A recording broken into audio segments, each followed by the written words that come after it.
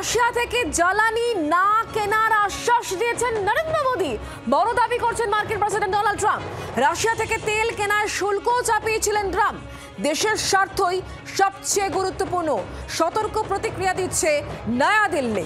Donald Trump তার যে আজব দাবি, রাশিয়া থেকে জ্বালানি না কেনার আশ্বাস দিয়েছেন নাকি প্রধানমন্ত্রী নরেন্দ্র মোদী। বড় দাবি করছেন মার্কিন প্রেসিডেন্ট ডোনাল্ড ট্রাম্প। রাশিয়া থেকে তেল কেনার শুল্কও আরোপ করেছিলেন ট্রাম্প। আর এবার ডোনাল্ড ট্রাম্পের এই আজব দাবি, যেখানে তিনি উল্লেখ করছেন রাশিয়া থেকে জ্বালানি না কেনার আশ্বাস নাকি দিয়েছেন নরেন্দ্র মোদী। আমরা বিষয় নিয়ে কথা বলবো। আমাদের সঙ্গে সব্যসাচী রয়েছেন, আমাদের প্রতিনিধি টেলিফোন লাইনে।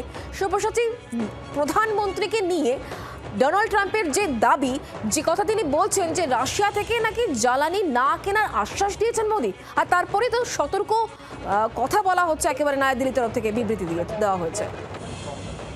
একদমই প্রেশার ট্যাকটিক্স ডোনাল্ড ট্রাম্পের, যেরকম বারবার আমরা বলে থাকি যে ম্যাডম্যান থিওরির প্রেশার ট্যাকটিক্স, মানে কেউ বলুক বা না বলুক ট্রাম্পের কিছু যায় আসে না। তিনি চাপিয়ে দিতে ভালোবাসেন যাতে উল্টো দিকের মানুষটার অস্বস্তি বাড়ে এবং কোনো পদক্ষেপ করতে বাধ্য হয়। এবং সেই জায়গা থেকেই বুধবার হোয়াইট হাউসে তিনি সাংবাদিকদের মুখোমুখি বলেছেন যে প্রধানমন্ত্রী তাকে আশ্বাস দিয়েছেন যে রাশিয়া থেকে তারা আর তেল কিনবে না এবং তারা চাইছেন যে চীনও এক পথে হাঁটুক। এর আগে আমরা দেখেছি যে রাশিয়ার ওপর তেল নিয়ে ভারতের ওপর কতটা অসন্তুষ্ট ছিলেন ট্রাম্প এবং 50% ট্যারিফও চাপিয়েছেন। এবং ভারতকে নিয়ে ডোনাল্ড ট্রাম্প আবারও বলেছেন যে নরেন্দ্র মোদী ভালো বন্ধু, দারুণ সম্পর্ক রয়েছে, এই ধরনের মন্তব্য তিনি করেছেন। খুব সতর্কভাবে ভারতের তরফ থেকে আবারও স্পষ্ট করে দেওয়া হয়েছে, একদমই বলা হয়নি যে মোদী এ কথা বলেছেন বা বলেননি। এই ধরনের ডিরেক্ট কনফ্রন্টেশনে ভারত এখনো পর্যন্ত আগেও যায়নি, এবারও যায়নি। তাদের তরফ থেকে আবারও একই কথা বলা হয়েছে যে শক্তি ক্ষেত্রে ভারত কারো চাপের কাছে মাথা নিচু করবে না। ভারত শক্তি ক্ষেত্রে নিজেদের সার্বভৌমত্বে বিশ্বাস রাখে এবং ভারত সেই পথেই চলবে, অর্থাৎ বকলমে ভারত এটাই। কিন্তু এখান থেকে সব্যসাচী একটা প্রশ্ন, বারবার ডোনাল্ড ট্রাম্প ভারতকে নিয়ে যে সমস্ত দাবিগুলো করছেন, কখনো সংঘর্ষ বিরতিতে তিনি মধ্যস্থতা করছেন, এই কথা বলছেন, কখনো আবার এই তেল কেনা নিয়ে নরেন্দ্র মোদী আশ্বাস দিয়েছেন, এই কথা তিনি বলছেন। কোথাও গিয়ে ভারত কখনোই এই বিষয়গুলোকে খণ্ডন করছে না, বা খণ্ডন করলে পরে অনেক পরে। এই জায়গা থেকে দিল্লির ট্যাকটিক্সটা ঠিক কি? ট্যাকটিক্স একটাই, ভারত কখনোই ডিরেক্ট কনফ্রন্টেশনে আমেরিকার সাথে যাবে না। যে কোনো বুদ্ধিমান দেশই ডিরেক্ট কনফ্রন্টেশনে যাবে না এই ধরনের মন্তব্যে।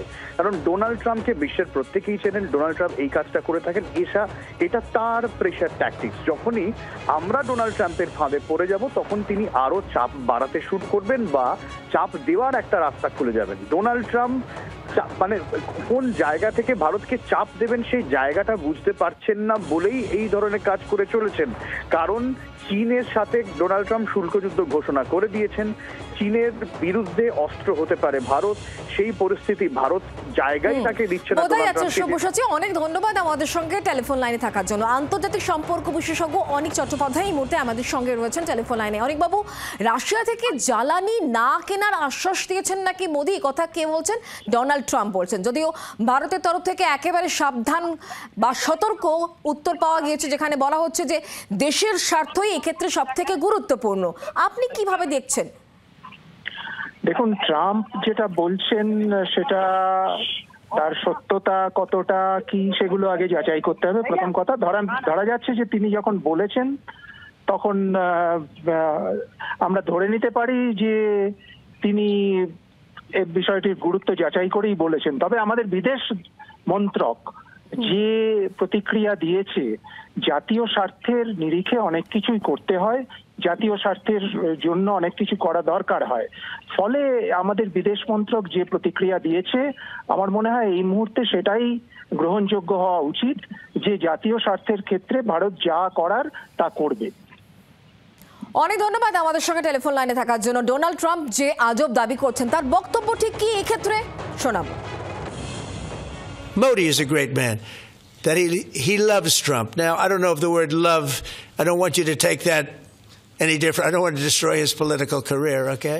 But you have to understand, I've watched India for years. It's an incredible country. And every single year you'd have a new leader.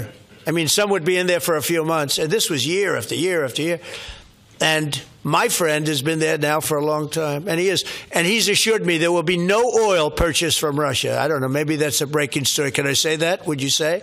There will be no oil. He's not buying his oil from Russia. It started. You know, you can't do it immediately. It's a little bit of a process. If India doesn't buy oil, it makes it much easier. And they're not going to buy it. They assured me they will. Within a short period of time, they will not be buying oil from Russia.